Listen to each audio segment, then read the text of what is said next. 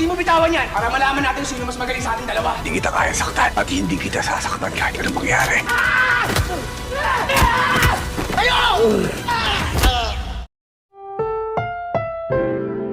Ang programang ito ay rated SPG. Striktong patnubay at gabay ng magulang ang kailangan. Maaaring may masiselang tema, lengguwahe, karahasan, sexual, horror o droga na hindi angkop sa mga bata.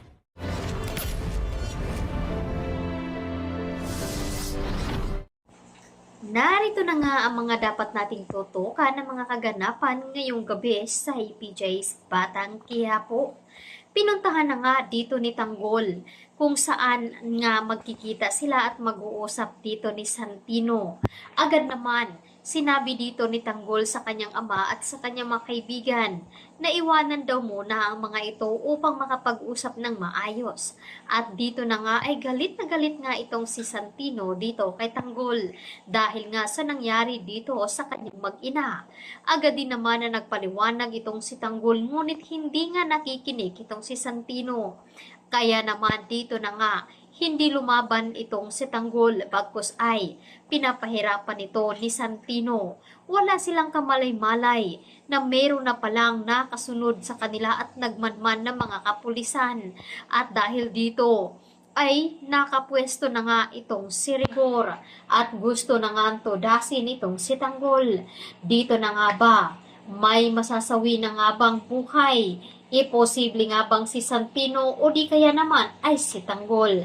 Samantalang nagkagulo na nga ang taong sambayanan dahil sa paglabas ng katotohanan at dito nga natuklasan ang tunay na resulta na si Tanggol nga daw ang tunay na nanalo sa eleksyon. Agad naman isiniwalat dito ni Commissioner Medina na si Tanggol nga daw ang totoong nanalo at hindi naman mapakali ang mga gerero, lalo pat itong si Miguelito. Labis ang galit dito ni Roberto dahil sa pagdidesisyon ni Miguelito na hindi nga umano ipinapaalam sa kanya. Subalit nangyari na nga ang lahat. Kaya naman nagbanta itong si Roberto na wag nga daw itong uulitin ni Miguelito at wag na daw itong lumabas ng bahay dahil sigurado ay kukuyugin ito ng mga tao. At paano nga ba nila ito maiiwasan at marireserbahan dito ni Roberto na ngayon ay lumabas na nga ang totoong resulta.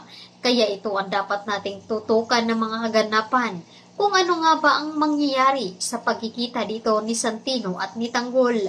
Mananaig nga ba ang kanyang pagiging magkapatid dito? Kaya abangan natin ngayong gabi dito lamang sa PJ's Batang Quiapo.